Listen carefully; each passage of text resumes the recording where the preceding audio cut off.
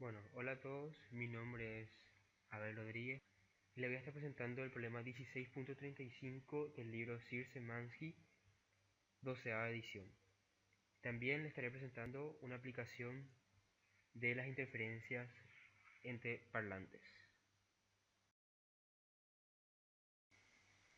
Bueno, vamos con un poco de introducción antes de ir al problema planteado.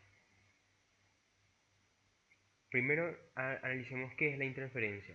La interferencia es un fenómeno en el que dos o más ondas se superponen para formar una onda resultante de mayor o menor amplitud.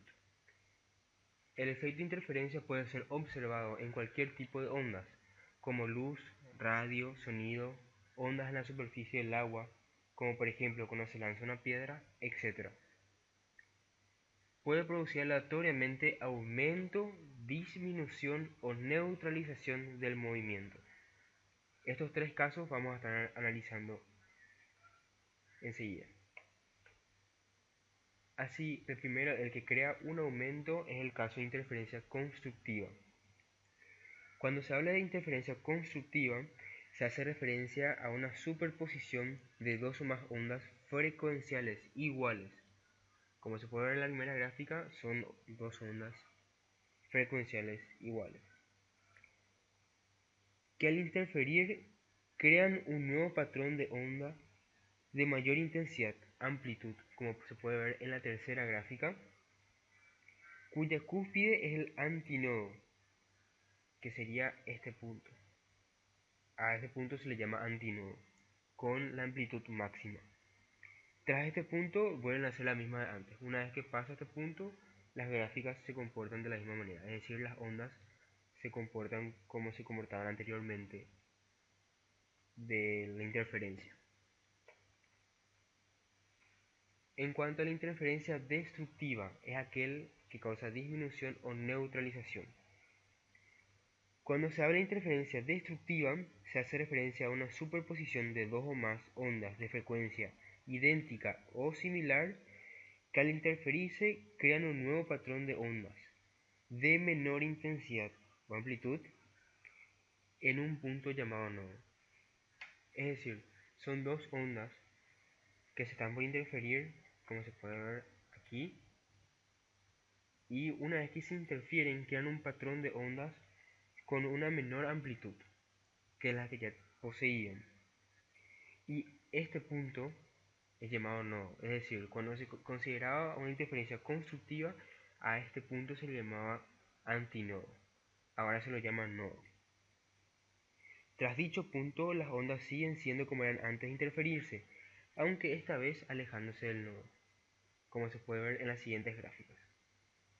Eso en cuanto a una interferencia, digamos, que no es de 180 grados. Ahora analicemos el caso más extremo, que es el de 180 grados. En el caso más extremo, dos ondas de igual frecuencia y amplitud, es decir, ambas ondas que están por interferencia tienen la misma frecuencia. Veamos el caso anterior de destructiva, tenía la misma frecuencia, pero no necesariamente la misma amplitud. En este caso, ellas tienen la misma frecuencia y la misma amplitud, en contrafase, es decir, desfasadas 180 grados, que si interfieren se anulan totalmente por un instante, como se ilustra en el tercer gráfico. Estas dos ondas con la misma frecuencia y la misma amplitud se interfieren para anularse completamente, donde este punto se llama también nodo. Y luego se vuelven a comportar de la misma manera, pero alejándose del nodo. Esas son las diferencias entre la constructiva y la destructiva. Y dentro de la destructiva, cómo ir de una interferencia destructiva de 180 grados o otra que no es de 180 grados. En forma de resumen, en esta gráfica se muestran las dos ondas por separado. Es decir, en esta gráfica se muestra, pongámosle como nombre a la gráfica, a la curva lila, como onda 1 y a la curva azul como onda 2. Se puede ver que las crestas coinciden, así como los valles. Es por eso que se llama ondas en fase. Entonces, al interferirse, estas se suman, por lo que la interferencia es constructiva y la onda resultante viene a ser una suma de las amplitudes de ambas ondas. En cambio, en las ondas desfasadas de 180 grados, una cresta se junta con un valle. Entonces, al sumarse, algebraicamente, la interferencia destructiva deja una onda resultante prácticamente nula.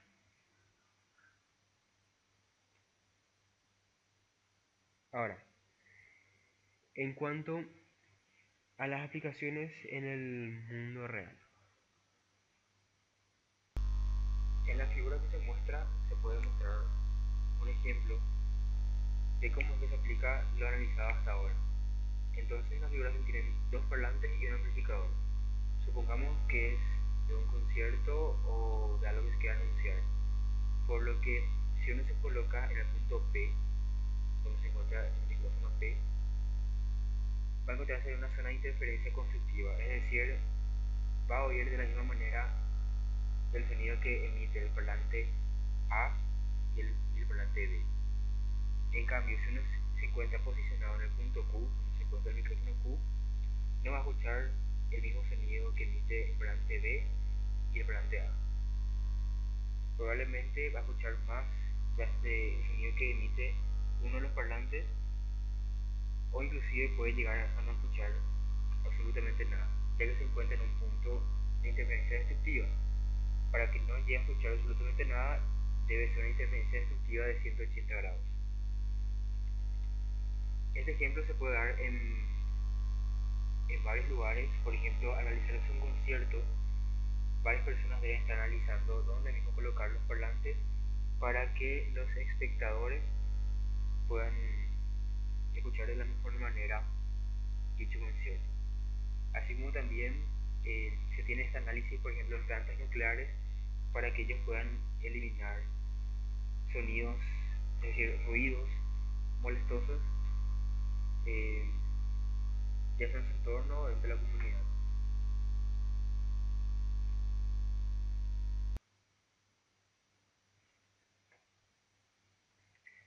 Ahora, pasando al problema 16.35,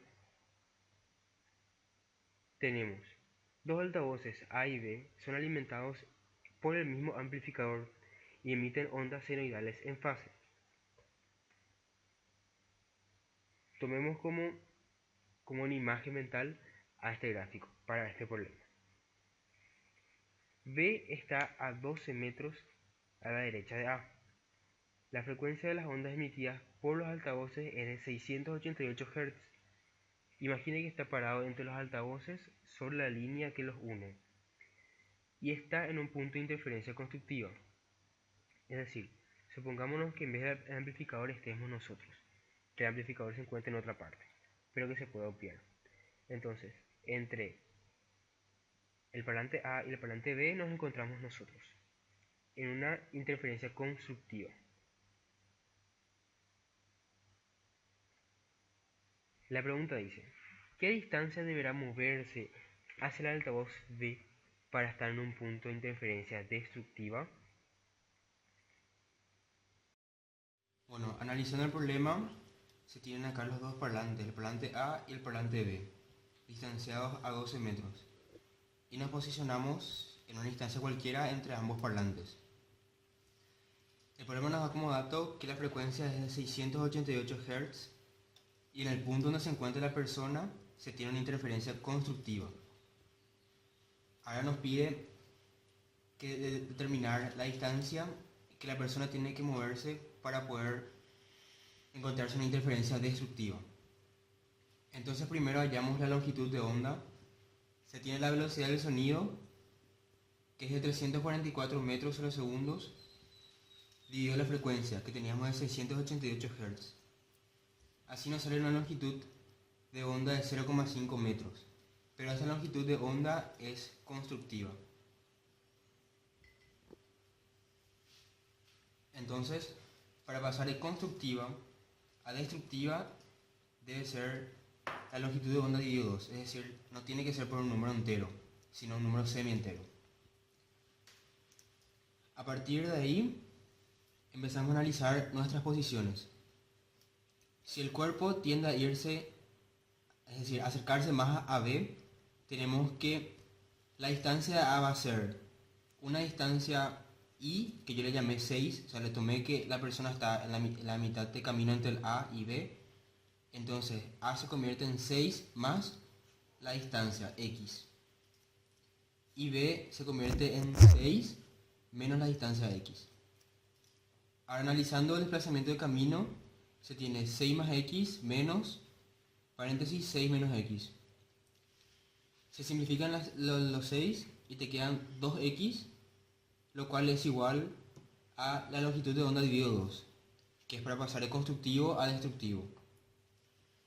Ahora, pasando el 2 que le multiplica el X al otro miembro, se tiene que nuestra X, es decir, la distancia que necesitamos, va a ser la longitud de onda dividido 4. Es decir, 0,5 dividido 4, y eso nos da un resultado de 0,125 metros que la persona tiene que moverse hacia el parlante B para que se encuentre una interferencia destructiva.